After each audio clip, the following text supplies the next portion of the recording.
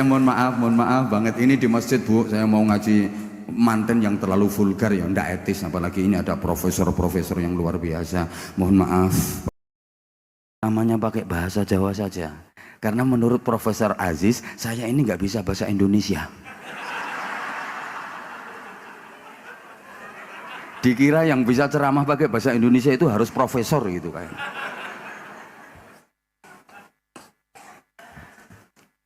Wong pinter kuwi seneng proses.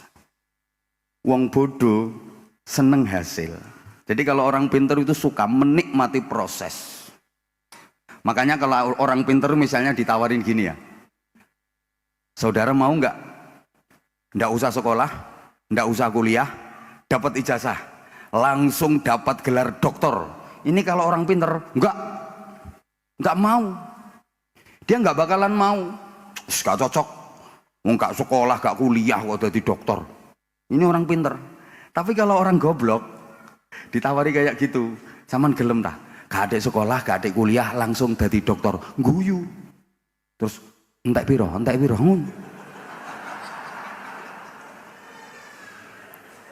Makanya kalau ada orang yang bergelar profesor, itu perlu diselidiki dulu.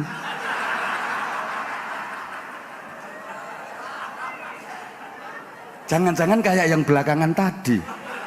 Entek piro no. Ijen Prof. Loh, ini kalau enggak yang berani gojologi profesor itu berarti levelnya di atas profesor. Itu.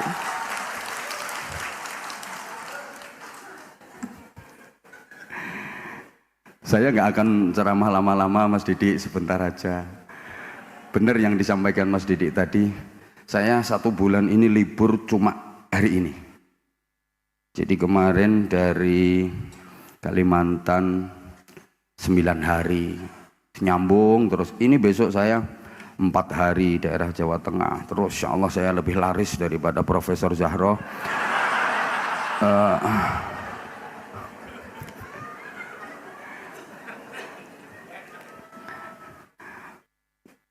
Untuk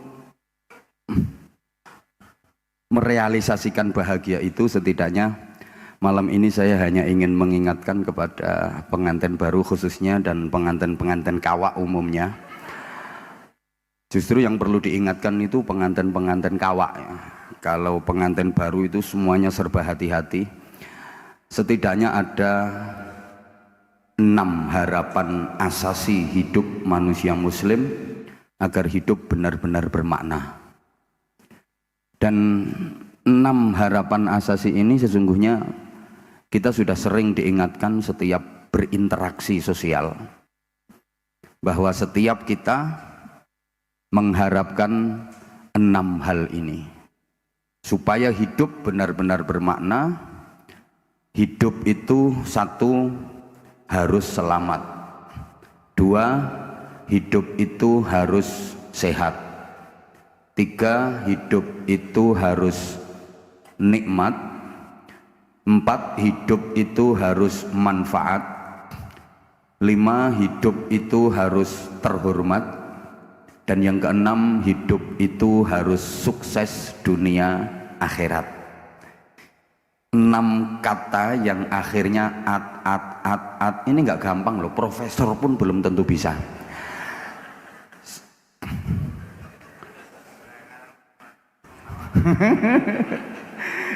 Jadi 1, hidup itu harus selamat. 2, hidup itu harus sehat. 3, hidup itu harus nikmat. 4, hidup itu harus manfaat.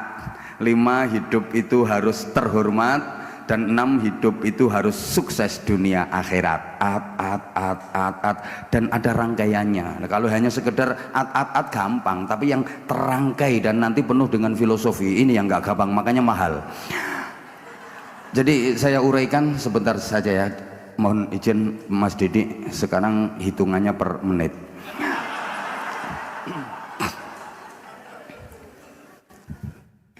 Pertama, hidup itu harus selamat. Siapa sih yang ingin celaka? Nggak ada. Semua orang pasti ingin selamat.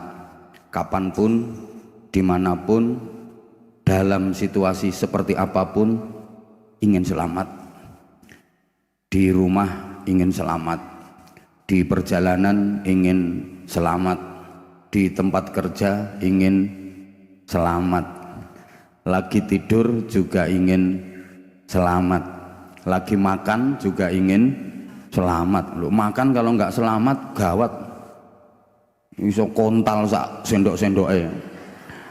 Bahkan mohon maaf, lagi di toilet juga ingin selamat, lagi BAB, bahasa Inggrisnya the singing itu. Loh, sampeyan lagi berjuang di toilet, petentengan itu kalau nggak selamat bahaya loh. Pas ngeden iso mbrodoli sak usus-ususe.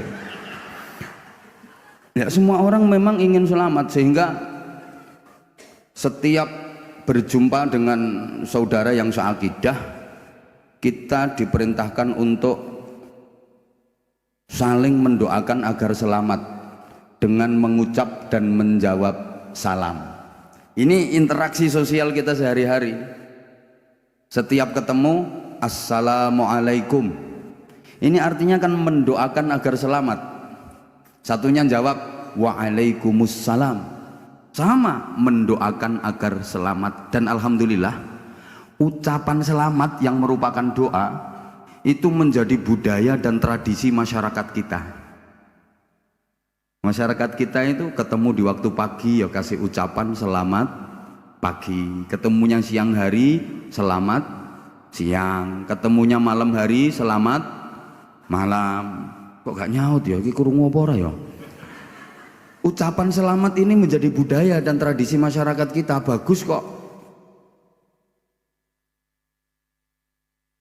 Lagi ada yang ulang tahun juga kasih ucapan selamat ulang tahun. Memasuki tahun baru banyak ucapan selamat tahun baru. Ada yang nikah kayak gini kasih ucapan selamat menempuh hidup baru. Ada yang lagi sunat kasih ucapan selamat menikmati bentuk baru. Tadi ketemu yuk selamat jumpa. Ada orang temennya bepergian selamat jalan, pisahan naik selamat tinggal, selamat berpisah. Jadi ucapan selamat ini benar-benar menjadi budaya. Sampai orang Jawa itu punya anak laki-laki kasih nama Selamat. Ya karena kita pengen selamat. Kalau Arab ya Abdus Salam, Nur Salim, Salamun, Ahmad Salim. Kalau perempuan ya Salamah. Sekarang zamannya makin modern ya Salma, Silmi. Loh, ini kan ungkapan doa agar selamat. Sampai di truk-truk Polowijo itu banyak yang dikasih tulisan utamakan selamat. Karena memang semua kita pengen selamat. Mbah-mbah kita dulu itu punya tradisi selamatan karena butuhnya hidup selamat. Semua kita pengen selamat, tapi mohon maaf ternyata tidak mudah untuk mendapatkan hidup selamat. Banyak anak-anak kita yang dalam bergaulnya tidak selamat.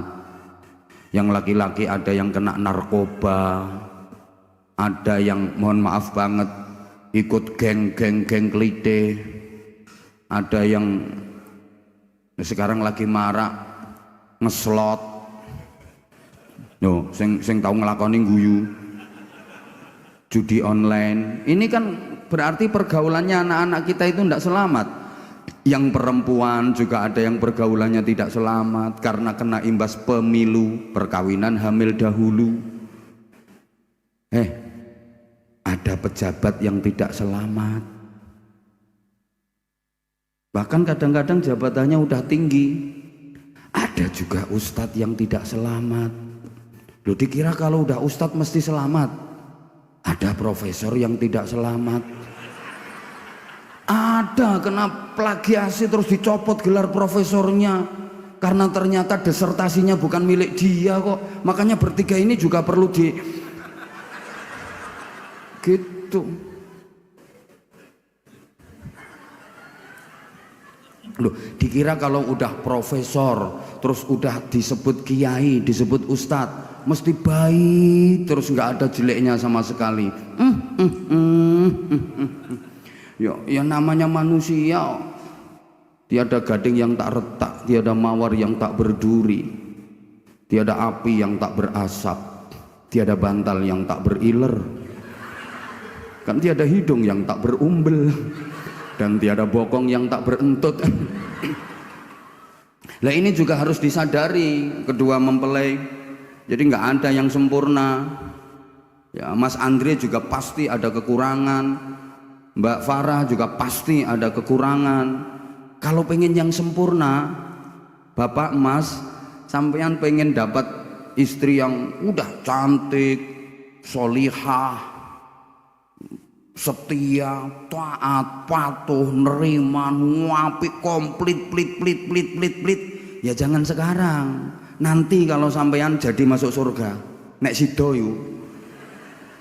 Kalau di dunia yang nggak ada, kadang perempuan itu dapat cantiknya aja, cantik tapi cerewet ya, masya Allah. Wayu tapi cerewetnya gak betahi. Ono ada. Ini orangnya sekarang pakai jilbab warna coklat. Itu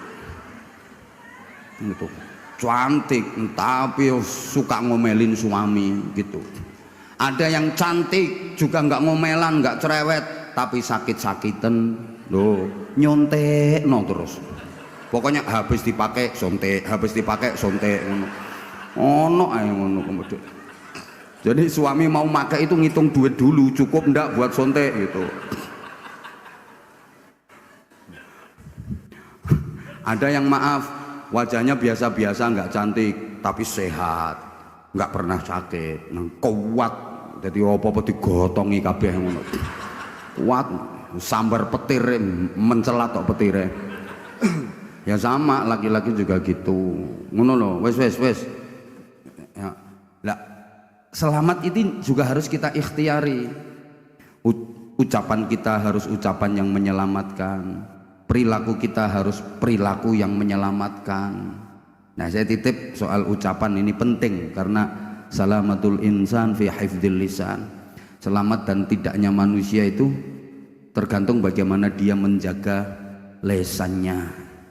Karena mulut santan binasa, karena mulut badan binasa. Hati-hati menjaga lesan kita. Kata Nabi, al-lisan kalbun akurun fasjunhu. Lesan itu seperti anjing galak yang betul-betul harus dikekang, harus dipenjarakan, harus dikendalikan. Ucapan kita itu ternyata menentukan nasib kita juga. Kita akan diperlakukan seperti apa tergantung apa yang diucapkan oleh lesan kita. Kalau yang diucapkan oleh lesan baik, insya Allah kita akan diperlakukan baik.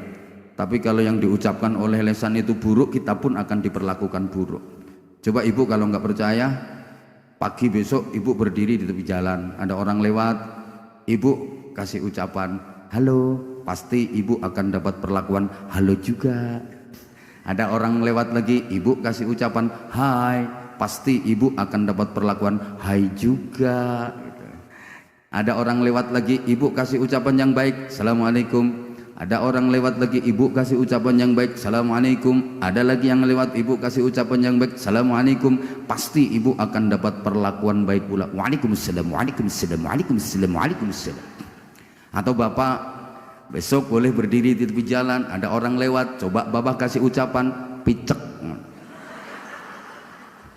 Nggak sampai 3 menit ndelosor sampean. Dan yang keluar dari lesan kita itu merupakan cerminan hati kita. Saya sering gambarkan yang keluar dari mulutnya teko, bahasa Inggrisnya the ceret. Ini nanti yang Sunda nggak ngerti ceret itu apa. Yang keluar dari cucuknya ceret, yaitu apa yang menjadi isinya ceret. Kalau ceret itu dalam isinya teh, dituangin, nggak ngerti dituangin, disuntek. Dari cucuknya ya keluar teh. Ceret kalau dalam isinya kopi, disuntek, dituangin, dari cucuknya yang keluar ya kopi. Ayo tobu nyaut. Ceret kalau dalam isinya jahe, dituangin, disuntek dari cucuknya pasti keluar jahe. Bapak ikut nyaut, ceret kalau dalam isinya susu, dituangin, disuntek dari cucuknya pasti keluar susu. Kalau yang keluar susu Pak, pasti dua. Makanya susu itu pasti dua. Kalau cuma satu, su. Lah iya toh. Susu itu dua, susu. Kalau satu namanya, nah kalau dua, kalau tiga, lah ngono. Saya kok jadi ingat ya. Saya tuh pernah ya tengah-tengah perjalanan ngaji itu, anak-anak tak bilangin, mampir dulu istirahat ke kantin. Saya kalau mampir kayak gitu suka nyamar saya. Jadi pakai kaos, saya selalu bawa topi, biasanya pakai topi terus kacamata hitam, nyamar karena wajahku kan wajah pasaran. Capek diajak selfie, diajak foto sama orang. Biasa, saya jauh lebih terkenal daripada Profesor Ali Aziz. Izin Prof. Nggak berani bantah, emang fakta. Coba subscribernya beliau berapa? Dikit. Saya udah 3 juta.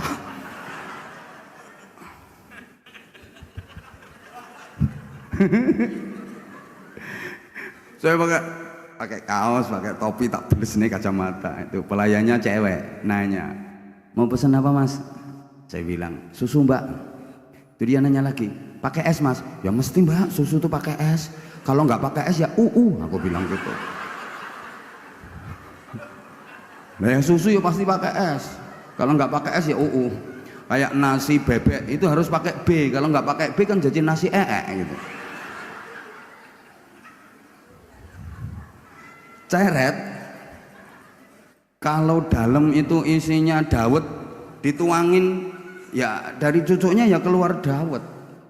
Maka orang itu kalau dalamnya baik, yang keluar dari lisan pasti baik.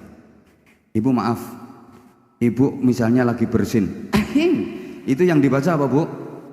Alhamdulillah. Itu tanda bahwa hati ibu baik. Tapi nggak semua orang seperti itu. Ada orang bersin bukannya ngucap alhamdulillah, malah nama-nama makanan yang keluar. Soto, tahu. Berarti itu isi hatinya adalah departemen perbadokan. Loh, ini refleks. Bapak misalnya lagi jalan, tiba-tiba kakinya terantuk, kesandung loh Pak, enak-enak melaku kesandung, cetet. Biasanya ngomong apa Pak? Innalillah, astagfirullah, ya Allah. Karena memang dalamnya baik.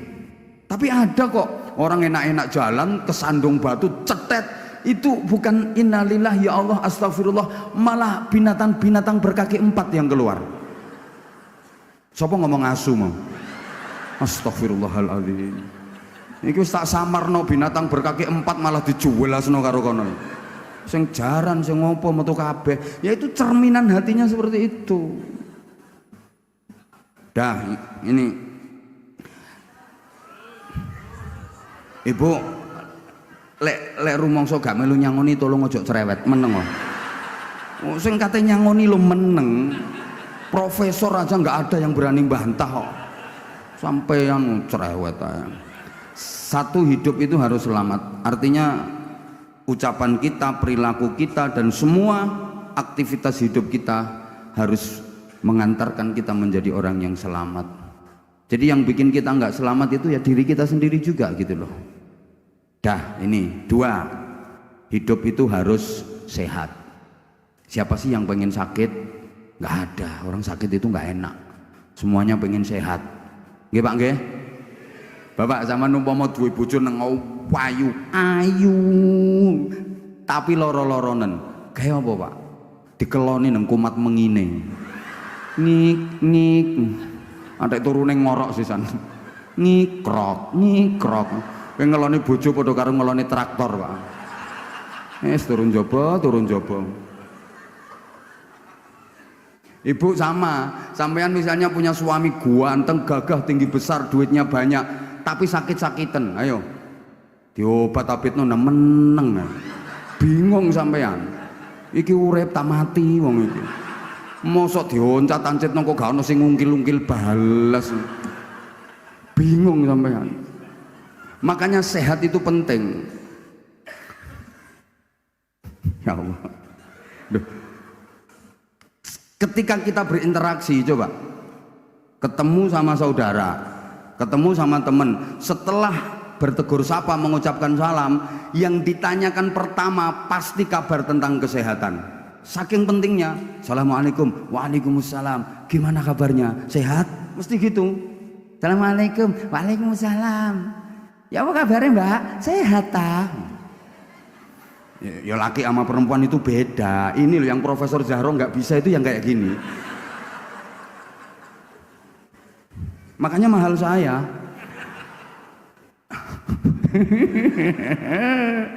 Ngapunten. Saya suka kayak gini saya. Saya di mana-mana juga udah kayak gini gaya saya. Jadi kalau ada yang salah dengan saya, maaf, yang dosanya besar adalah yang punya inisiatif ngundang saya. Iku makhluk iku sing dosane gede-gede. Wis ngerti nek potongane ngene ditekakno. Makanya aku los saya aku. Sing nanggung resikone ya Mas Didik. Ketemu pertama pasti yang ditanya kabar itu. Assalamualaikum, waalaikumsalam. Ya apa rek kabar rek? Sehat ah? Ngono mesti. Enggak ada kok orang ketemu pertama. Assalamualaikum, waalaikumsalam. Ya apa kabar? Kon gering dah, enggak ada kayak gitu. Enggak ada. Demikian pula yang ditanya, jawabannya alhamdulillah sehat. Walaupun dia lagi sakit, itu kalau ditanya, gimana mbak kabarnya mbak, sehat mbak? Alhamdulillah sehat. Padahal wajah itu tempelan koyok 24. Iku jawabnya ya alhamdulillah sehat. Enggak ada orang ditanya gimana mbak kabarnya, sehat mbak? Sehat apane, mari mencret wong pitu gak ono.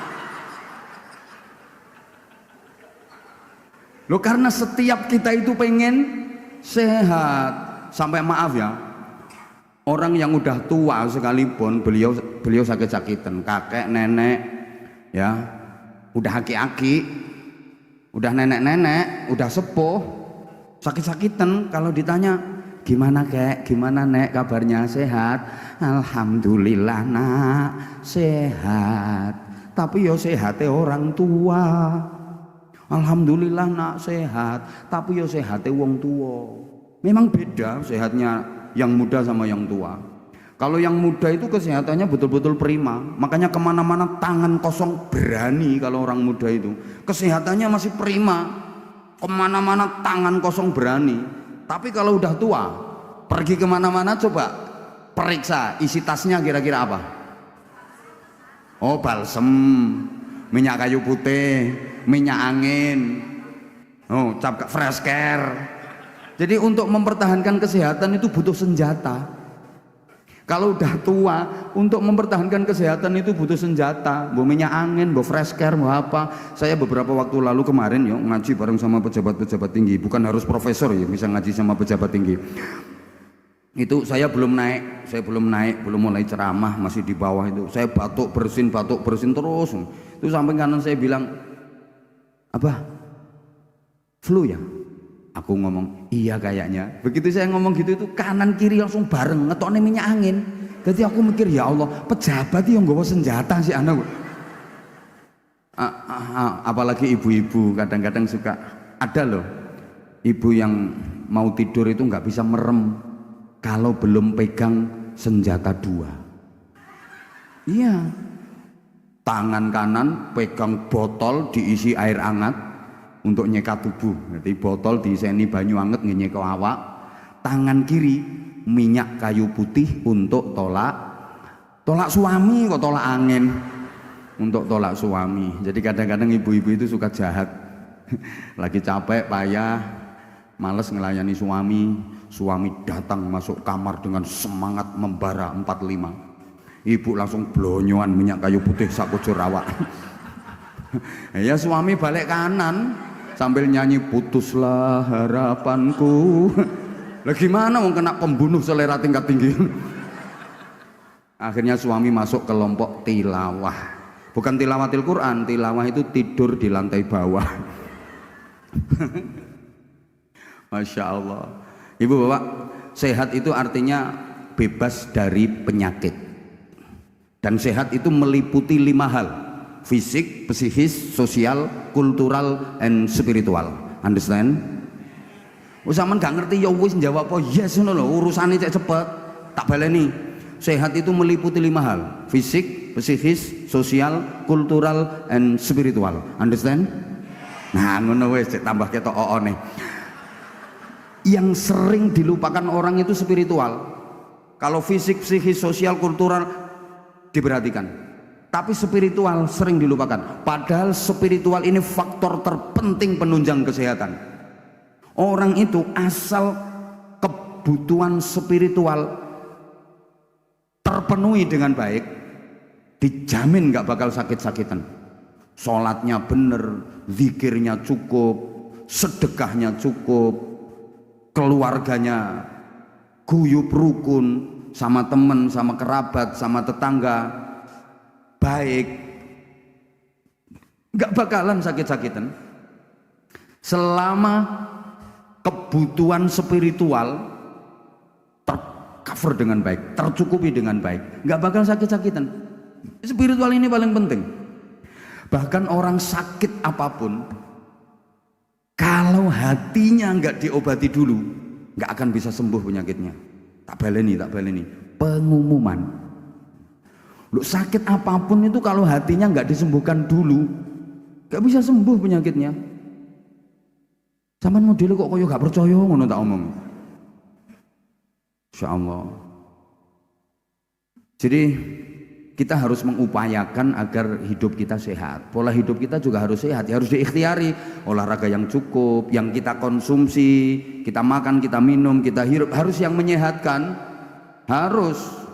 Kan katanya orang sakit itu ada karena pola makan, pola minum, pola pikir, pola hidup, dan yang paling banyak itu kakean pola. Jadi yang bikin orang sakit itu bukan pola makan, tapi kakean pola. Udah, ringkes aja gini, ringkes. Sehat itu bebas dari penyakit, dan penyakit itu secara umum ada 2. Ada penyakit zahir, ada penyakit batin, ada penyakit jasmani, ada penyakit rohani. Kalau penyakit zahir, penyakit jasmani itu semua penyakit yang bisa dideteksi secara medis. Itu namanya penyakit zahir, penyakit jasmani. Ya liver, ya jantung, ya itu termasuk penyakit zahir. Termasuk penyakit wong biyen, panu, kadas, kurap, koreng, rangen, cantengen, kutilen, bubulen, gondoken, udunen, cureken, itu semua penyakit zahir. Ya encok, linu, terus gulu kaku, angop gak iso balik. Lah kalau penyakit batin, penyakit rohani itu ya penyakit akhlak. Takabur, riya, ujub, sum'ah, hasud, itu penyakit batin. Ingat para jamaah, penyakit batin itu yang bikin orang disiksa di neraka. Yang bikin orang dimasukkan ke neraka itu penyakit batin. Tidak ada ceritanya orang disiksa di neraka gara-gara penyakit zahir. Nanti di neraka ketemu sama tetangganya. Cak, zaman lapo kok digepuki nduk neraka disiksa kaya ngono? Ya iki gara-gara biyen aku udunen, gak ono. Nggak ada. Yang bikin orang disiksa di neraka itu penyakit batin, penyakit rohani, dan itu penyembuhannya susah. Kalau penyakit zahir, penyakit jasmani, tambanannya gampang, pengobatannya mudah. Kenapa? Penyakit zahir, penyakit jasmani itu yang penyakitan ngerasa sakit, orang lain nggak kena imbasnya. Jadi penyakit zahir, penyakit jasmani, sing penyakitan ngerasakno lara, koncone, tangga-tanggane gak ngerasakno. Paham tak gak gitu mungkin. Lah sing penyakitan krasa lara, gak kuat lara, gelem tombo, makanya tambanane gampang penyakit zahir itu. Tapi penyakit batin, penyakit rohani itu aneh. Yang penyakitan itu dia nggak ngerasa sakit, yang kemeng itu malah tetangga-tetangganya. Contoh misalnya di desa sampean ada maling, itu kira-kira yang susah malingnya apa masyarakatnya? Masyarakat. Padahal yang penyakitan itu malingnya. Lo maling itu penyakitan, lo maling itu nggak waras lo. Misalnya dia punya barang dicuri orang, pasti dia marah, pasti dia jengkel. Lu dia kok nyuri barangnya orang? Dekne iki umpama duwe barang dicolong wong, dekne mangkel. Lu kok nyolong barange wong? Penyakiten niku, gak waras iku. Bu? Tolong dijawab sayang. Biar aku semangat. Bu, sampean lek dirasani wong mangkel napa mboten? Lah, sampean yo tahu ngrasani wong. Nah, berarti gak waras. Gak waras berarti. Niku penyakitan niku. Ya Allah emane rek ayu-ayu do gendeng. Sakit itu. Kalau digunjing orang kita jengkel, kita nggak suka, ya kita jangan gunjing orang. Itu tandanya waras. Makanya maaf, penyakit batin, penyakit rohani susah itu pengobatannya. Dah, saya pernah dikasih tahu sama dokter, dan dokter itu ahlinya. Kalau soal kesehatan yang bicara dokter saya percaya. Kayak soal hukum yang bicara Profesor Zahra saya percaya. Saya ngomong Mas Didi gak ngandel blas aku. Mas Didi ombakas fikih yang gak percaya blas, aku gak percaya. Ayo gak terima rene. Bolo plek kok. Kanca ngopi kula nih, kanca ngopi kula. Ning kamare tak telepon, "Mas, modon Mas, aku gak ono kancane ngopi Mas." Jarno kluyur. Wong sugih tak garap aku. Gak manut, gak pengen kualat ya manut. Wes. Katanya penyakit itu sebabnya ada 3. Ada penyakit karena keturunan, genetik.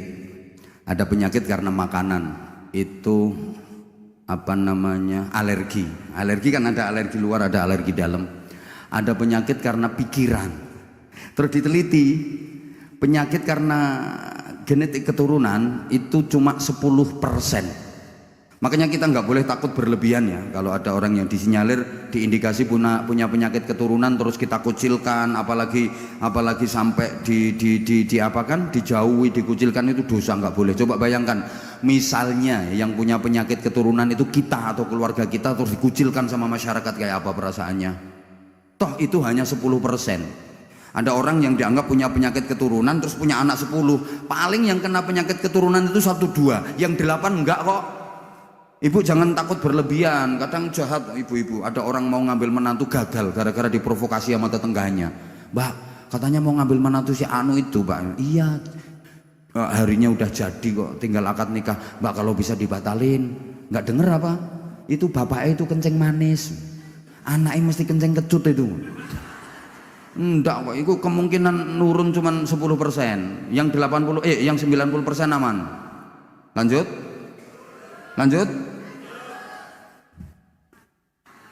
Waktunya udah tinggal 5 menit ini.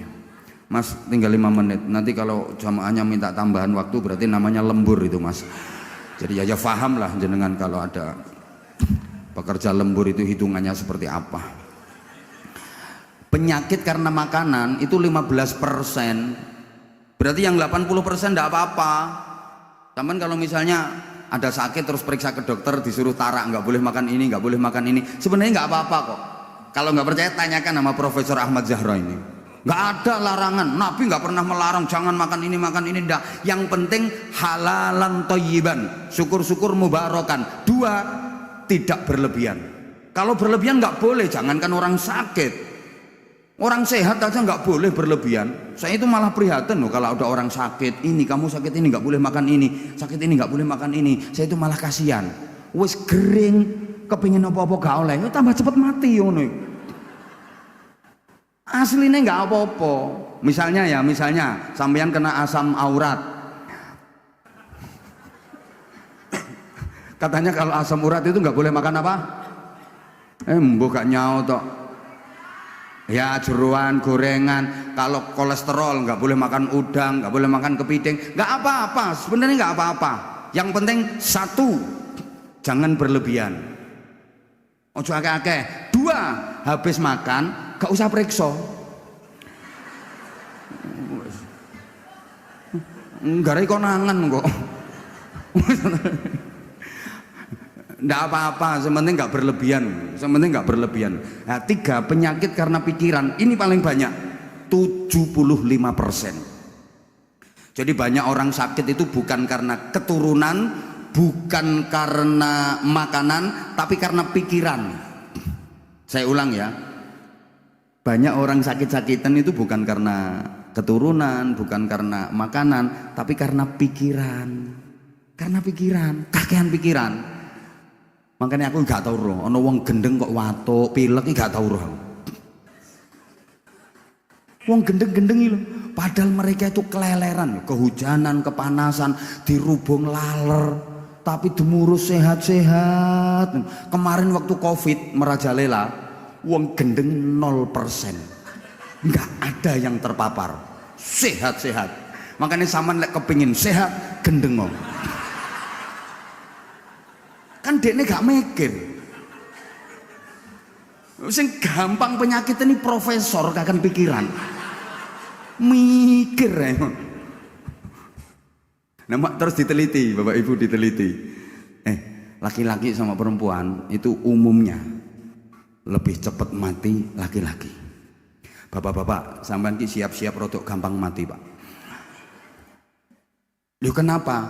Kok umumnya lebih cepat mati laki-laki daripada perempuan? Ya karena itu karakter tadi. Wong lanang iki seneng mikir, gak patek seneng ngomong. Lah nek wong wedok kan seneng ngomong, gak patek seneng mikir.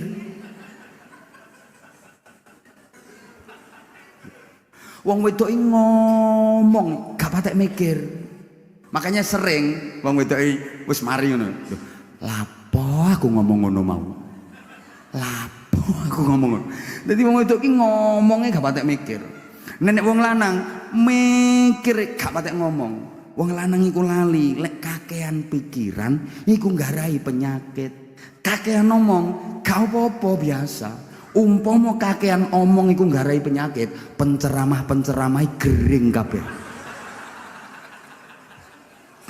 Guru-guru TK bareng gering-gering wong kakean ngomong.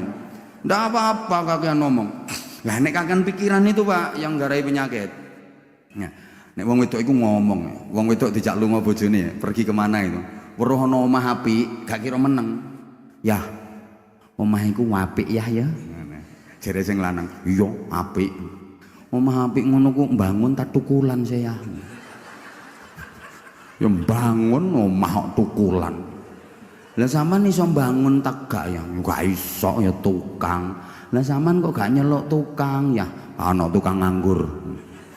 Dadi wong lanang jawabe tas tapi pikirane ngenes. Bojoku kok ngomong omah apik, mikir. Wong wedok dijak dolen nang keluargane sing sugih, weruh meja kursi apik, gak kira meneng. Wis tangane neritis ndemak-ndemak. Kursi iki apik ya Yah ya, yo apik. Kursi ngene iki oleh teko ndi ya? Toko. Nek tuku nandi ya? Toko. Saman weruh tokone ya? Ya weruh, toko ngono gak weruh. Lah saman kok gak tuku ya? Gak seneng modele aku. Jawabnya ya tas-tas, tapi pikirannya ngenes, mikir. Lah orang itu kalau mikir terus sarafnya kaku. Kalau sarafnya udah kaku, penyakit gampang masuk. Makanya maaf, saya kalau ceramah di mana-mana jamaah tak ajak guyon sampai aku, supaya sarafnya kendu. Orang itu kalau seneng, ketawa, seneng, bahagia, sarafnya kendor.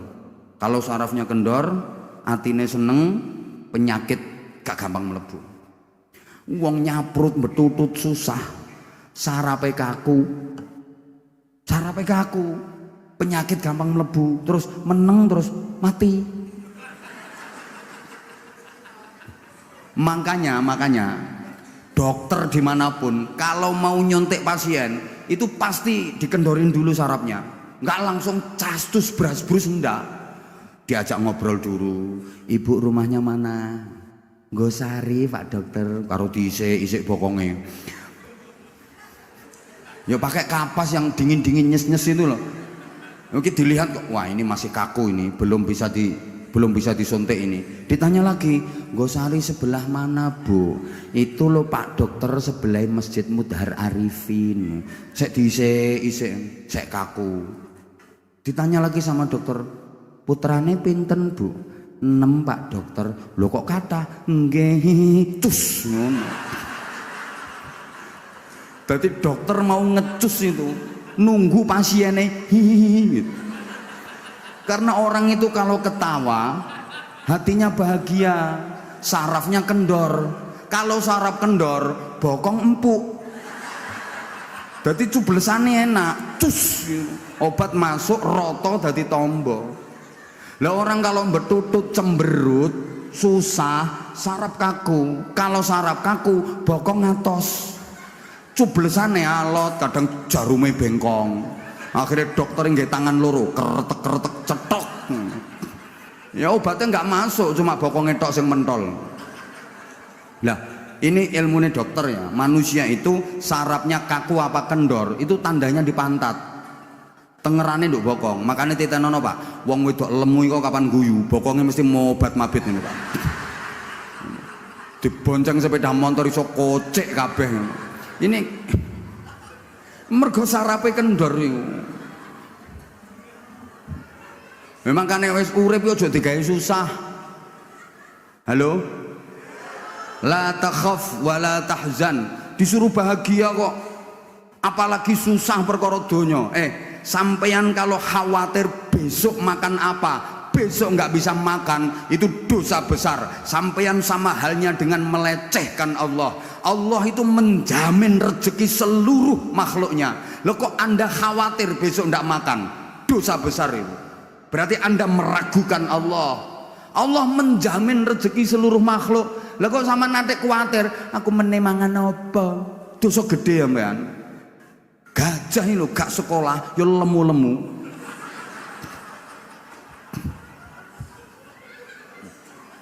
Sapa maneh sampean gelem mikir cicak. Cicak uripe nempel nang tembok. Dia nggak punya sayap, nggak bisa terbang. Sementara konsumsi makanannya binatang-binatang yang terbang. Panganan cicak, nyamuk, kaper, laron, punya sayap semua, bisa terbang semua. Dia nggak bisa terbang, nggak punya sayap. Dia hidupnya nempel di tembok. Tapi nggak ada ceritanya cicak kena busung lapar. Ya soalnya cicak nerimo ketentuan Allah. Dia nggak pernah protes. Ya Allah, engkau pasti salah desain ya Allah. Makananku itu semua bisa terbang. Kenapa aku nggak kau kasih sayap? Tapi cicak nggak pantang menyerah. Cicak pantang menyerah, nggak pernah putus asa. Nyatanya yo iso mangan. Apalagi sampean dikasih pikiran. Aku kalau belum minum kopi itu ceramah suka marah-marah gini modelnya. Ini ada orang ceramah minum aja nggak dikasih yo baru di sini ini. Ini loh.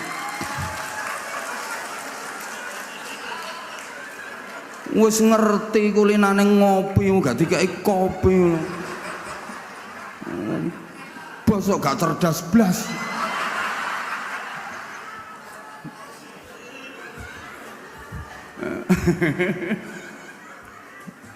Ya Allah. Semoga-moga sehat kabeh. Nah, dan ibadah itu menyehatkan. Ngaji kayak gini menyehatkan banget. Semua ibadah kalau kita kerjakan dengan benar itu menyehatkan. Sumu tasihu, berpuasalah kalian maka pasti kalian akan sehat. Puasa menyehatkan, haji menyehatkan, umroh menyehatkan, sholat menyehatkan. Loh, gerakan sholat itu gerakan yang luar biasa dari segi kesehatan. Jauh lebih dahsyat daripada dampak senam-senam yang ada sekarang. Makanya ibu-ibu, sampean asal sholatnya bener, udah 7 waktu, zuhur, asar, maghrib, isya, tahajud, subuh, duha. Jangan hanya 5 waktu. Tambah sholat-sholat sunnah. Sehat bu, dan tubuh ibu akan ideal. Nggak usah idalitul senam, nggak usah.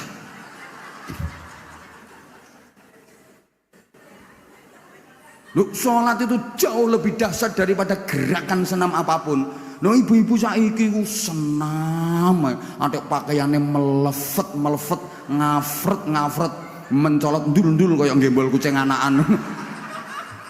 Idul senam lah apa. Ono iku saiki wong nggih kudu ngireng lho.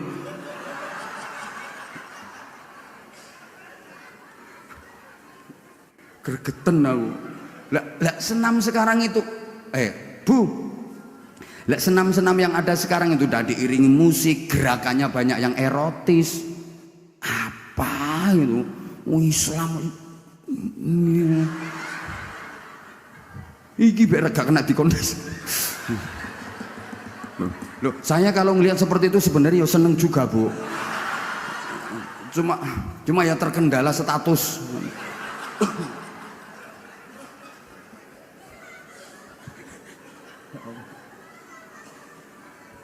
Weh, ini gak selesai ketiga. Duh. Mas, biasanya durasinya berapa Mas ceramah di sini, Mas? Hah? Biasanya berapa durasinya? Berapa Prof? Durasinya biasanya berapa? 5 jam. Profesor gendeng nih. Lu mau kok dikokon ceramah 5 jam nih loh. Jenengan apa pernah ceramah 5 jam? Yang geletak jenengan. Jantenan kok. Wow, aku tanya baik-baik berapa Prof? 5 jam jadi. Astagfirullahaladzim. Ini gara-gara kakan pikiran yang ini. Akhirnya jawab terus ngawur tok ngene. Hati-hati Prof, gampang penyakitan Prof. Allahumma sholli ala Muhammad. Nah sekarang yang ketiga, ini bahas kalau di kalangan kita udah biasa Bu, gojlokan model kayak gini, Profesor Ali Aziz, Profesor Zahro, Profesor Syafiq, gojlok-gojlokan ini udah biasa di kalangan kita kan ilmuwan, termasuk juga bangsawan, maksudnya bangsane turu awan, nek bengi nglayap koyok lowo.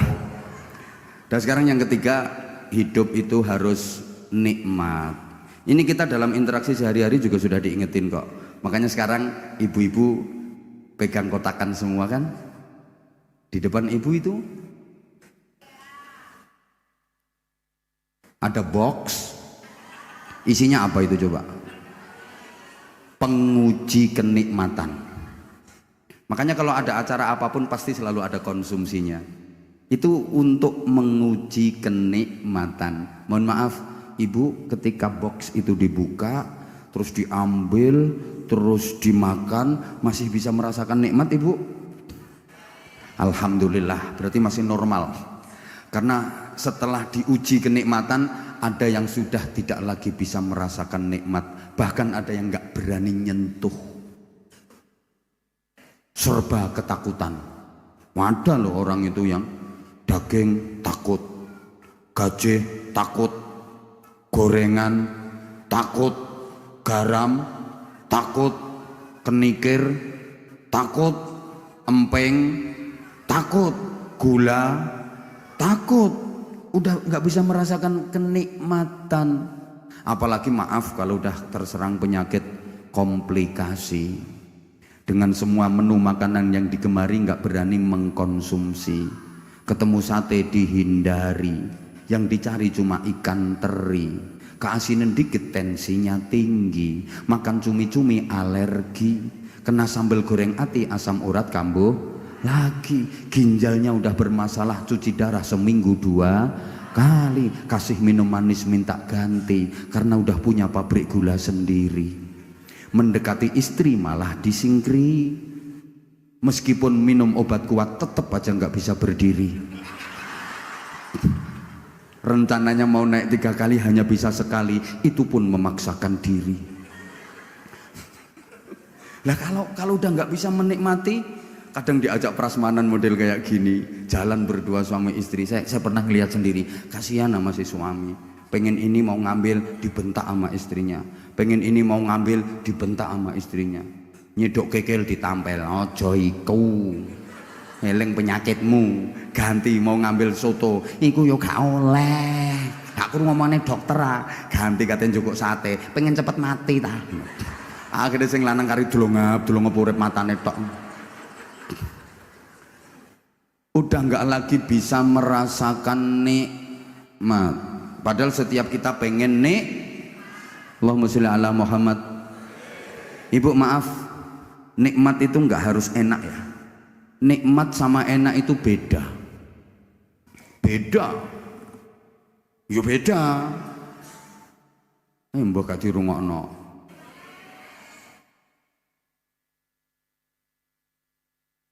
Loh, nikmat sama enak itu beda. Kadang-kadang nikmat itu sakit, kadang-kadang nikmat itu pedih, kadang-kadang nikmat itu menderita. Menderita tapi nikmat, sakit tapi nikmat. Dan enak itu nggak semuanya nikmat. Kadang-kadang enak tapi nggak nikmat. Kalau nggak dikasih contoh mesti nggak paham, nggak paham. Iki ilmunya profesor iki soalnya. Ibu tolong dijawab ibu.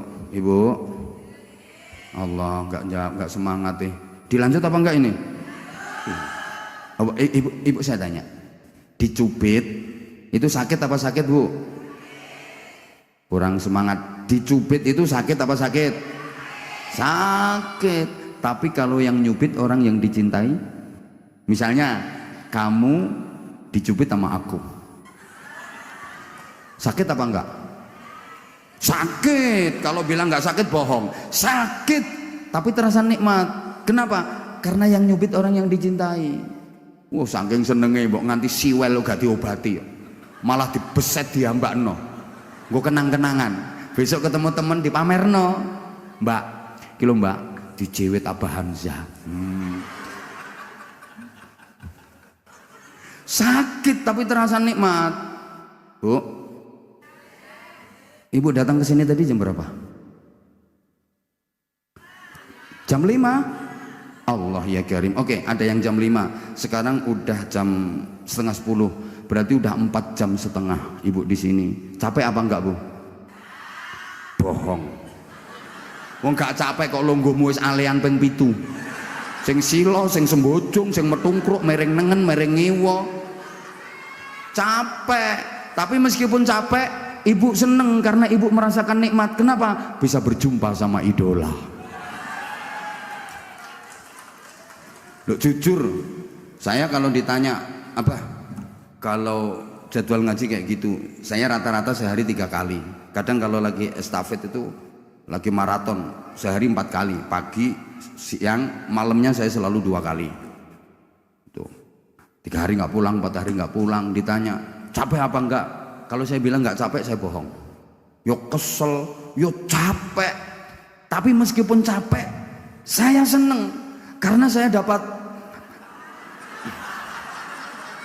Wele gak ngerti karepku aja ndisiki. Jadi capeknya sih capek, tapi saya ngerasa nikmat. Saya bahagia, saya seneng karena saya dapat lambe lecek ngono. Saman pikirannya aja duwe ae, Bu. Lho, saman pikir kiai ku materialis ngono ta? Saman nanggep kiai-kiai ku moto duwiten. Sampeyan pikir kiai-kiai iki nek karo duit terus moh ngono ta? Pikiranmu sing genah. Karena saya dapat barokah. Oh, loh. Kok duit to, Bu? Duit itu ya penting, cuma astagfirullahaladzim. Sakit tapi terasa nikmat. Oke, sekali lagi, Ibu nanya. Orang hamil payah apa payah, Bu? Ya orang hamil itu ya payah, ya capek, ya sakit.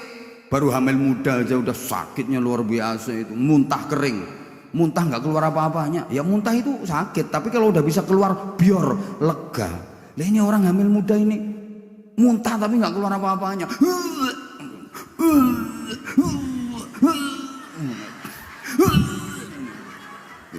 Siapa ngomong pernah ngalamin mau? Itu sakitnya udah luar biasa. Terus makin hari makin gede. Kandungannya makin gede, perempuannya yang hamil itu makin degek. Ya Allah ya Karim, terus semakin berat, terus gak iso diselehne. Ya kok misalnya kena diselehno, tepak repot masak selehno, kalau mari centel nomene, ndak bisa. Capek, payah. Tapi kalau yang dikandung itu anak dari suami yang dicintai, nikmat. Hamil itu capek, payah, sakit. Tapi kalau janin yang dikandung itu anak dari suami yang dicintai, nikmat. Tengah malam ibunya tidur, bayinya nendang, dial, nyunjek ke atas. Sakit, tapi nikmat.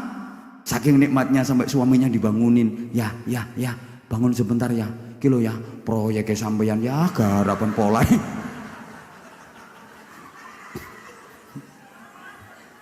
Jadi nikmat itu kadang-kadang sakit, nikmat itu kadang-kadang payah. Tapi mbuh gak dirungokno ketok ya aku. Lanjut Bu ya.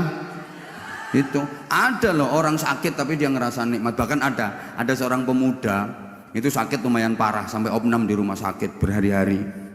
Tapi dia bahagia. Dia ngerasa nikmat di rumah sakit. Sampai udah sembuh diajak pulang sama keluarganya dia nggak mau. Dia lebih bahagia di rumah sakit karena rupa-rupanya dia lagi jatuh cinta sama perawatnya. Jadi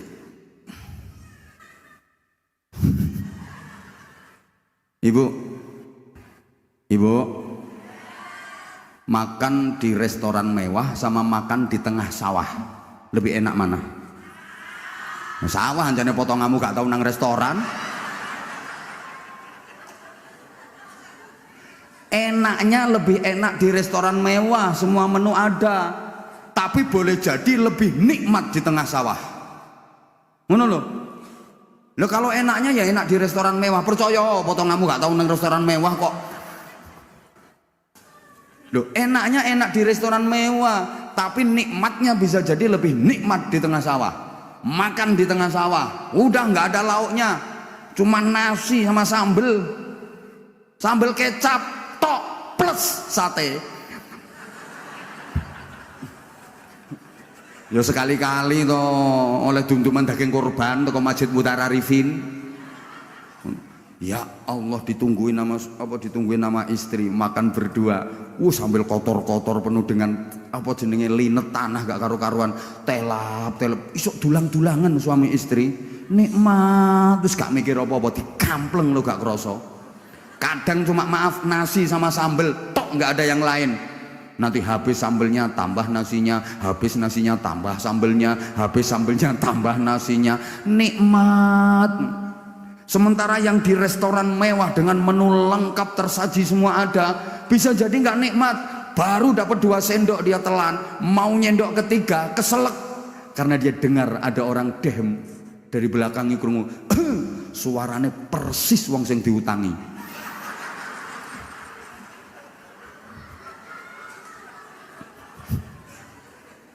Bu,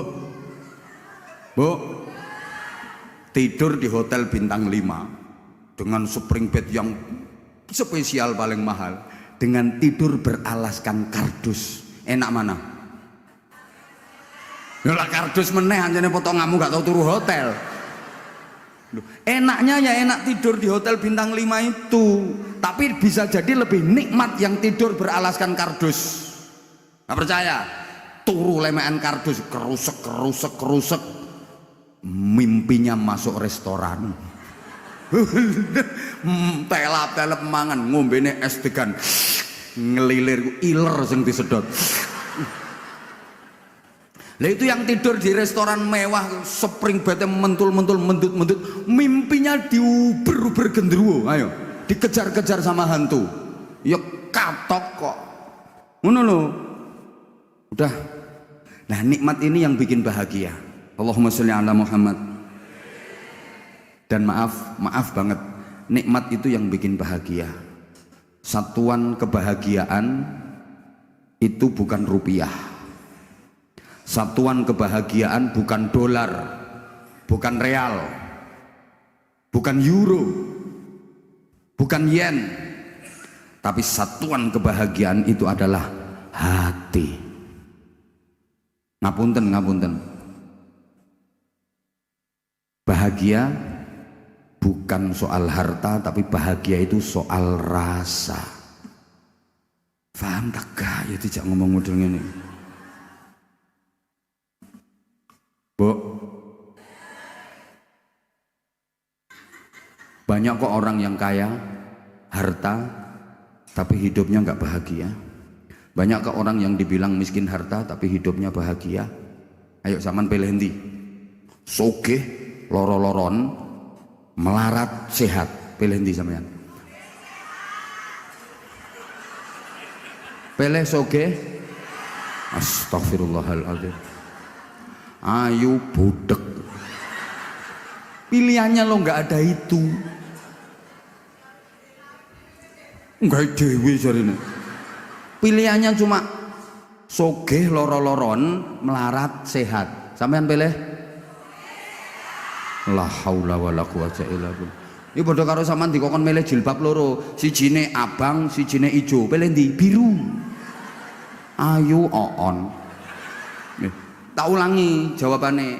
Milih sehat masih melarat sampean.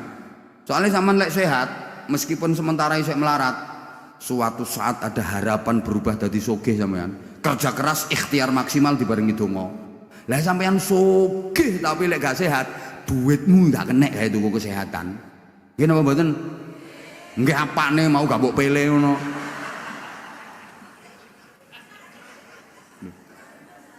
Bu, saiki ana sugih mobile mewah-mewah tok Bu. Paling murah regane 5 miliar mobile, jejer pitu. Tapi dekne kena stroke berat. Nah coba, sing numpaki mobile malah supire, pembantune, dekne trimo numpak gledekan lho. Dorong kursi roda. Lha apa artine duwe mobil mewah pitu? Tumpakane gledekan, duwite triliunan, tapi uripe nang ruang ICU. Makan minum impus, ngoyo ngesing diselang. Nuripe kare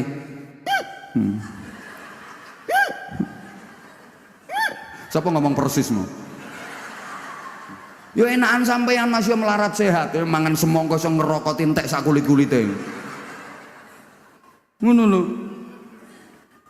Maka hidup ini yang penting bukan apa dan berapa yang kita dapatkan, tapi yang penting adalah apa dan berapa yang bisa kita rasakan. Percuma berhasil mendapatkan kalau nggak bisa merasakan. Percuma mas sampean berhasil mendapatkan cewek cantik yang jadi idaman, jadi istri sampean, tapi sampean nggak bisa merasakan soalnya sampean impoten. Ayo.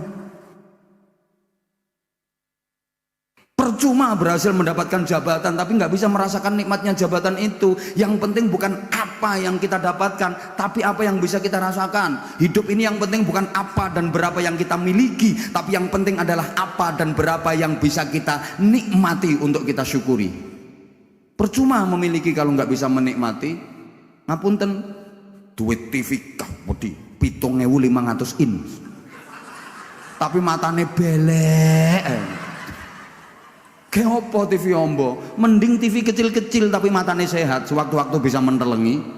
Kursi harganya 5 miliar tapi bokongnya udunan pelentingan. Kapan lungguhe? Mending kursi welek atau kopring iku, pakune ning serongat dilunggui bokong kecantol getiyen tapi sehat. Ngono lho, Bu. Duwe bojo ganteng gagah gede dukur tapi bojomu anyang-anyangen nek gak waras-waras. Mending elek-elek ngono ku tapi sehat.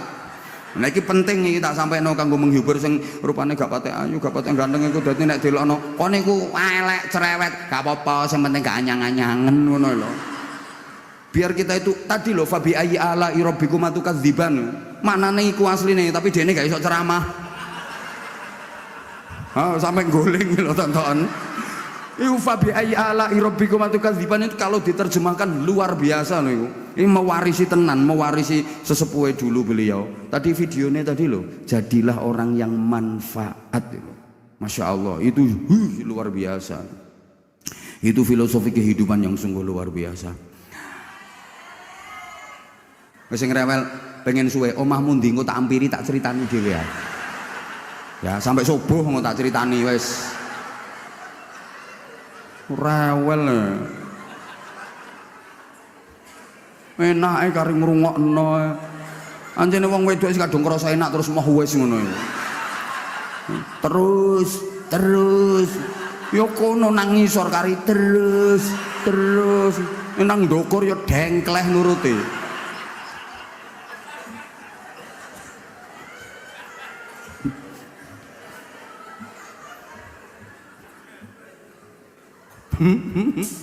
Tiga, empat ya. Empat. Ngono iku modele. Wis mari 3 kok 3 meneh. Wong wedoke ngono ku gayane, wis mari barang sek meneh. Wis mari sek meneh ngono. Gayae. Yang keempat, hidup harus manfaat. Ya, sekecil apapun asal kemanfaatan itu bisa kita lakukan. Jadi orang sukses itu adalah orang yang bisa melakukan hal yang manfaat kapanpun dimanapun sekecil apapun, itu orang sukses. Jadi untuk jadi orang yang manfaat itu nggak harus punya jabatan dulu, nggak harus kaya dulu. Ndak, sampean kepengen manfaat ngenteni soge. Lah kapan manfaatmu? Wong sampean sampai mati ki rencanane melarat. Lho soge melarati pawaan kok, potongan kok. Wis to. Ya Allah. Lah nek kita orang kecil, ya lakukan hal yang kecil gitu loh, Bu. Bapak nek ukuranmu ku jentik. Kalau ukuranmu jari kelingking jentik, Pak, ya cita-cita jangan terlalu tinggi. Cita-cita aja terlalu gede. Wong jentik kok kepengen ngangkat mimbar, puklek. Lek sampeyan jentik bukan berarti gak ono manfaate. Ada. Urusanmu gak ngangkat mimbar kalau jentik. Tugasmu itu acukil watu wal upilu wasilet pitiu. Ya tetap ada manfaatnya. Ngopel lho jentikmu kanggo. Urek-urek kuping, cokil watu jentikmu kanggo. PT wayang ngendok tagak jentik mlebu. Ojo jempol dobol pitike. Ya cita-cita jangan terlalu tinggi gitu loh. Makanya saya maaf, izin Prof. Misalnya ceramah saya dianggap recehan sama profesor, ya wajar dong, saya bukan profesor. Yang saya hadapi juga jamaah. Orang ngaji itu kan kondisional, situasional. Yang diceramai siapa, audiennya siapa. Kalau saya misalnya pakai materi yang biasa disampaikan profesor, saya yakin domblong kabeh. Tapi no cetok wong IQ umur rendah kok. Ngono lho, makanya pas iki sama Mas Didik sing dikongkon ngaji aku, dudu profesor. Lek profesor kok kedukuran bahasan malah jamaah bubar. Gak terima ya wis profesor CE mulih. Majelis ini tanpa dihadiri 3 profesor tetap jalan. Oh no, cah kene kok. Kita gak penceramah gendeng gak kira wani ngomong ini. Loh saya juga bertanggung jawab kok atas disertasi yang saya sampaikan. Kalau misalnya nanti yang saya sampaikan salah, beliau bertiga boleh berhadapan-hadapan dengan saya. Ngono cah kene kok. Nyatanya beliau bertiga diem, berarti kan bener aku. Ngono. Yang ngaduk ya tak tinggal belayu ambek aku. Cek digeteni dekne, mulai aku Mas. Walaupun kecil kalau manfaat ayo kita lakukan. Misalnya, Bapak sampean masuk masjid di daerah sampean kan belum ada AC-nya nih masjid gonmu kan wes AC masih pakai kipas angin ini loh. Jamaah itu nggak ada tapi kipas anginnya masih muter. Wah ini buang-buang energi ini, mubazir ini, matiin itu kan manfaat. Ke kolah wudhu keran air kerucuk-kerucuk padahal kolahnya udah penuh, matiin set, ini manfaat. Masuk ke toilet ada peninggalan orang lain, mundung-mundung siram seret, nanti kalau dipakai orang biar nyaman malah ditambahi. Sampean lagi jalan ada paku, ada pecahan kaca, ambil ini, nanti kalau ada orang lewat membahayakan kakinya, bisa nanti bocor banyak macam-macam. Itu manfaat walaupun kecil kan lho maksudnya. Ya namanya kemanfaatan itu kan sesuai kullu ya'malu ala syakilati, the right man on the right job, the right man on the right place. Iki profesor lho gak kira iso iki. Ya loh, kemanfaatan itu sesuai profesi gitu loh. Makanya ibadah yang berpahala besar sesuai profesi. Kalau kamu pedagang, ibadahmu yang berpahala besar apa? Jujur dalam berdagang. Kulaan sakmene ngomong sakmene, kulaan sakmono ngomong sakmono. Ojo lamis lambemu. Sing garakno dosa gede iku kan kulaane 250.000 dinyang ditawar 300.000 lho jawabane. Ya gak oleh wong kulaane gak oleh sakmono kok. Terus bakule melu sapa? Ngono iku sing garai. Lah nek guru ya aktif, dinamis, disiplin, profesional, jangan makan gaji buta. TNI ibadahnya apa? Ya pertahanan, kedaulatan negara. Polri ibadahnya apa? Kamtipmas. Ngono. Kiai ibadahnya apa? Ya ngaji, mbek wiridan. Ya Allah, ya Rahman, ya Rahim, ya Rahman, ya Rahim, ya Rahman, ya Rahim. Ya Sami'u ya Basir, ya Sami'u ya Basir, ya Sami'u ya Basir. Kiai, ya Sami'u ya Basir, ya Sami'u ya Basir, ya Sami'u ya Basir. Kok suwe-suwe ya Dana, ya Dana, ya Dana, ya Dana, ya Dana, ya Dana, ya Dana, Dana, ya Dana, ya Dana, dan ya Dana, ya Dana, ya Dana. Lah kiai gak duwe pabrik kok. Ya Dana, ya Dana, ya Dana. Dana enggak datang-datang, wiridane ganti ya Nasib, ya Nasib, ya Nasib, ya Nasib itu. Lah nek Mas Koko, Mas Didi gak oleh wiridan ya Sami'u ya Basir, ya Sami'u ya Basir, dosa malahan. Mas Didi, Mas Koko wiridane bukan ya Sami'u ya Basir, ya Semenu ya Pasir, ya Semenu ya Pasir, ya Semenu ya Pasir, ya Semenu ya Pasir, ya keramik, ya besi, ya rekening, ya transfer.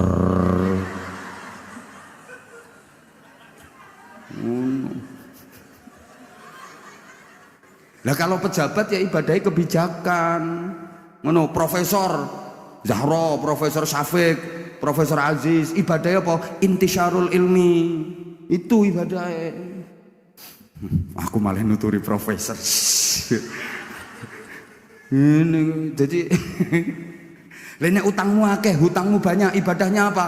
Ibadah yang berpahala besar. Kamu kerja keras, nyari duit biar bisa ngelunasi utang. Jangan salah. Utangnya wakeh, hutang banyak, ke masjid aja tiap hari. Lunas apa enggak utangnya? Lunas, lek bentino nyolongi kota amal.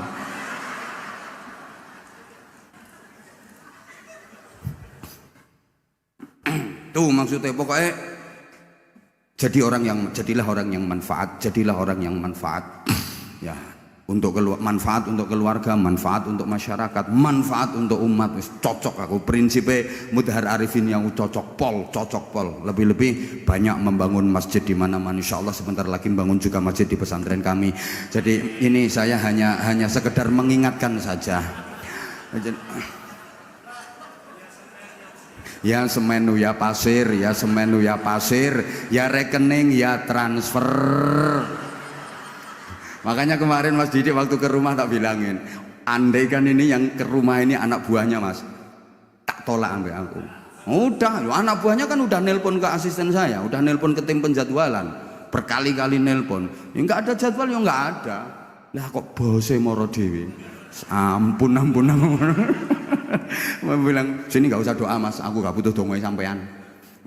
Mudah-mudahan pondok nyanyi gak butuh dongane sampean aku. Gak butuh dongane sampean. Wong sugih ndonga ngerusak hadis.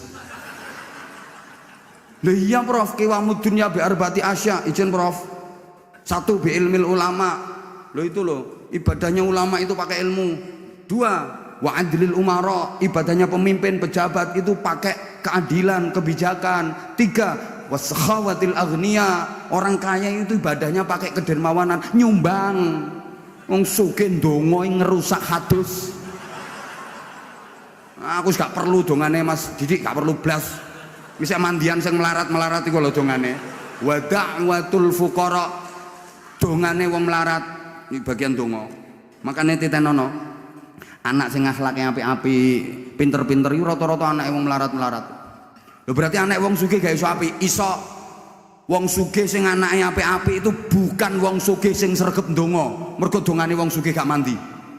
Wong sugih sing anake apik-apik iku wong sugih sing welas karo wong melarat, suka membantu wong melarat, akhirnya sing melarat ndongakno. Dadi mek oleh percikan dongane wong melarat. Yakin sing keplok nang mburi melarat kabeh. Lho nggih. Dadi wong sugih sing apik nasibe, keturunane apik-apik, itu orang kaya yang suka membantu yang miskin-miskin, sing sering bantu wong melarat. Lah wong melarat sing dibantu atine seneng, akhire ndongakno. Ngono. Mulane ya Allah. Wong melarat iku Mas, gak usah dijaluki donga. Wis tok kek ana dhuwit iku lak metu dongane dhewe. Angger diseni pulsa ya muni wong melarate ngono. Itu jadi terakhir. Oh, masih 5, saya kurang loro. Ringkas saja, ini udah hampir jam 10. Pelanggaran kalau terlalu malam. Lima, hidup itu harus terhormat. Semua orang pengen terhormat, maka di setiap event, setiap acara coba mulai MC tadi loh, mulai MC sambutannya Mas Didi sampai sekarang saya selalu yang saya hormati, selalu Ibu yang saya hormati, seluruh manajemen yang saya hormati, pengurus yayasan yang saya hormati, Dewan Syariah yang saya hormati, Bapak dan Ibu semuanya yang saya hormati. Kenapa? Karena setiap orang pengen dihormati. Sejelek-jeleknya orang tetap pengen dihormati. Maka maaf, saya kalau lagi ngisi ceramah di lembaga pemasyarakatan, sering saya ngisi di lembaga pemasyarakatan, ada satu yang viral pas di lembaga pemasyarakatan Gresik itu saya masa tak antem kabeh. Itu uniknya mereka itu malah seneng. Jadi saya kalau ngaji, maaf ya, yang saya hadapi itu saudara-saudara kita yang masih belum benar jalan hidupnya, masih dalam tahap pembinaan di lembaga pemasyarakatan. Saya ngomongnya juga harus saya atur, saya jaga. Bapak-bapak, ibu-ibu dan saudara-saudara sekalian yang saya hormati, karena betapapun mereka juga pengen dihormati. Sejelek-jeleknya orang kalau nggak dihormati itu bisa marah. Jadi saya ngomongnya tetap, meskipun yang saya hadapi narapidana, saya ngomongnya ya bapak-bapak, ibu-ibu dan saudara-saudara sekalian yang saya hormati. Coba misalnya saya jujur, bapak-bapak, ibu-ibu dan saudara-saudara sekalian, para penjahat yang terlaknat, yang moralnya bejat, yang menjadi sampah masyarakat, yang bangsat dan yang keparat, nggak bisa pulang saya. Diantemi kursi aku. Tetap yang saya hormati, mereka juga pengen dihormati kok. Semua orang pengen terhormat. Bahkan maaf, kalau sekali waktu saya diminta ngasih pembinaan di lokalisasi, sering saya Prof, dan saya betah kalau ngaji di situ. Loh kan siapa tahu jadi sarana hidayah gitu loh, maksudnya gitu. Masya Allah, pakaiannya seperti itulah mereka itu, namanya mereka maaf WTS, mereka wadah titip senjata. Jadi lo kan namanya PSK itu kan perempuan suka konoan itu. Jadi ada yang nyebut pelacur karena disumpeli alat mancur, itu dia. Malah kalau bahasa Jawa Timur I love you, mari dilapi tinggal Melayu. Yang saya hadapi, sorry ya, wanita-wanita nakal, maaf banget, itu saya tetap harus menghormati mereka. Saya kalau ngomong ya ibu-ibu dan mbak-mbak yang saya hormati. Coba kalau tak omong nih apa anane, ibu-ibu dan mbak-mbak, para londe-londe sekalian yang suka menghabiskan duit orang, juga para begenggek-begenggek yang sudah lecek, nyenyek. Ya aku dicamah, aku diumpah-umpah. Ya kalau cuma diumpah-umpah, dimarahin, dicamah. Nah, kalau ditawarin, ayo. Tetap yang saya hormati. Ini pelajaran loh. Kenapa? Ketika sambutan, setiap sambutan itu yang saya hormati, semuanya yang saya hormati. Karena setiap kita pengen terhormat, bukan hanya terhormat di dunia saja, tapi terhormat pula di akhirat. Sehingga ucapan kita juga harus mengantarkan kita jadi orang terhormat. Perilaku kita harus mengantarkan kita agar kita jadi orang terhormat. Terhormatnya dunia akhirat. Terakhir, hidup itu harus sukses dunia akhirat. Ini tadi loh prinsipnya. Saya terinspirasi dari video yang diputar tadi. Subhanallah. Ya Allah ya Karim. Jadi tercermin dalam doa yang sering disebut doa sapu jagat. Rabbana atina fid dunya hasanah wa fil akhirati hasanah wa qina adzabannar. Ya Allah, berikanlah kepada kami kebaikan di dunia. Ya Allah, berikan pula kepada kami kebaikan di akhirat. Ya Allah, jagalah kami, peliharalah kami, selamatkanlah kami dari azab neraka. Ini pelajaran Bapak Ibu para jamaah. Berdoa memohon kepada Allah itu jangan aneh-aneh. Mohon kebaikan. Jangan minta apa yang kita inginkan. Karena apa yang kita inginkan, kalaupun misalnya dikasih sama Allah, belum tentu itu jadi kebaikan. Beda kalau kita mintanya kebaikan. Ya Allah, aku mohon kepadamu kebaikan di dunia. Apa itu? Apa saja yang menyangkut urusan dunia, jadikan itu kebaikan buat kami. Wow, ini keren doa ini. Ya Allah, berikan kepada kami kebaikan di akhirat. Urusan apa? Apapun yang menyangkut urusan akhirat, berikan kami kebaikan. Jadi kalau berdoa itu jangan minta apa yang kita inginkan. Karena apa yang kita inginkan itu belum tentu jadi kebaikan. Boleh jadi dikasih sama Allah, tapi nggak jadi kebaikan. yang di belakang, maaf ya, rata-rata sampean kan pengen sugih, nggih, ketara. Ada enek wong ngomong wis gak apa-apa melarat ya wis malah enak. Iku asline wong ngempet. Ngempet asline. Tapi kenapa sama Allah kok nggak dijadikan kaya? Karena menurut Allah yang baik bagi sampean itu gak sugih. Soalnya umpama sampean kok sugih malah bahaya. Keberkahan donya iso pilek sampean. Lho nggih. Makanya menurut Allah sampean ki wis ngono iku ae. Kebutuhanmu ae dicukupi ambek Gusti Allah. Selama itu bernama kebutuhan, pasti dicukupi sama Allah. Lah yang sampean merasa kurang itu bukan kebutuhan, kepinginanmu kedukuran. Potonganmu pengen duwe helikopter. Mbok paham mbok enggak ngene iki dijak ngomong. Pokoke ini bahasan rondok jero ngene iki terus plong. Aku sedih ngomong mbek wong sing model ngene iki. Lah kalau yang kita minta kebaikan, semua yang diberikan Allah kepada kita itu berdampak baik. Gitu loh Bu. Sampeyan minta ya Allah kula nyuwun dadi wong sugih, duit kathah, tapi sama Allah sampean gak didadekno sugih, gak dikai duit akeh. Karena menurut Allah yang baik buat sampeyan itu duit titik ae. Sampeyan uripe sederhana ae aja sugih-sugih. Soale sampean duite akeh sugih malah bahaya. Semoga-moga paham. Gak paham ya wis. Halo? Nah ini juga mengajarkan kepada kita ndonga iki enggak usah terlalu dawa. Ndonga diamini wong sak pirang-pirang katik kedawan, tak jamin gak mandi. Soalnya sing amin lo gak ikhlas. Amin.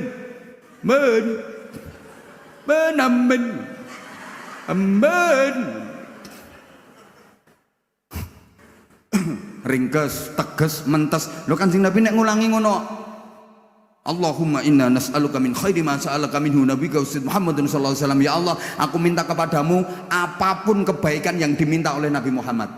Apa itu? Ya Nabi Muhammad minta apa? Aku juga minta. Loh ngono. Aku bermohon perlindungan kepadamu dari semua apa yang Nabi Muhammad bermohon perlindungan kepadamu. Apa itu? Ya semua yang Nabi Muhammad mohon perlindungan, aku juga. Kanjeng Nabi nek ngulangi ngono ndonga. Tapi ya jangan terlalu ringkes. Keringkesan ngono. Ngatong. Ya Allah, Engkau tahu yang ku mau, amin. Nah itu ya keringkesen itu. Ya bener Allah tahu yang kau mau, tapi ya sebutno. Tapi juga jangan terlalu dirinci. Gusti Allah didikte. Tuh, minta kebaikan. Itu Rasulullah kalau mengajarkan seperti itu. Nah, dan kesuksesan dunia akhirat itu disimbolkan dengan masuk surga. Maka Nabi juga mengajarkan doa, Allahumma inna nas'aluka ridhaka wal jannah wa na'udzubika min sakhatika wan nar. Ya Allah, aku mohon ridhomu dan surga. Semuanya tercakup. Kalau semua sudah diridhoi oleh Allah, beres kabeh, gak mungkin keleleran kita. Demikian yang saya sampaikan, udah jam 10 lewat. Hidup menyakitkan tanpa kekasih. Cukup sekian dan terima kasih. Ya Allah. Tanpa kekasih hidup terasa hampa. Terima kasih dan sampai jumpa. Yang terakhir, kalau ada sumur di ladang, bolehlah kita menumpang mandi. Kalau ceramah saya dianggap masih kurang panjang, silahkan diundang lagi. Saya mohon maaf banget ini di masjid Bu, saya mau ngaji manten yang terlalu vulgar ya, ndak etis, apalagi ini ada profesor-profesor yang luar biasa. Mohon maaf para profesor kalau yang saya sampaikan bukan konsumsi penjenengan, tapi setidaknya namanya profesor, walaupun remeh dan receh materi saya, insya Allah akan menjadi bahan buat beliau-beliau. Saya ya bener Mas Didi, Mas Koko, Mas Wawan dan ibu-ibu yang mulia, saya mohon maaf kalau ya saya seperti ini Ibu, mohon maaf saya suka cengengesan orangnya, tapi insya Allah kalau dicerna ada hikmah di balik humor yang saya sampaikan, bukan hanya sekedar cengengesan saja. Ini udah gaya saya. Kalau kurang berkenan sekali lagi karena keterbatasan dan kebodohan saya mohon maaf yang sebesar-besarnya. Subhanakallahumma bihamdik asyhadu an la ilaha illa anta astaghfiruka wa atubu ilaik. Waffaqanallahu wa iyyakum lima yuhibbu wa yardah. Assalamualaikum warahmatullahi wabarakatuh.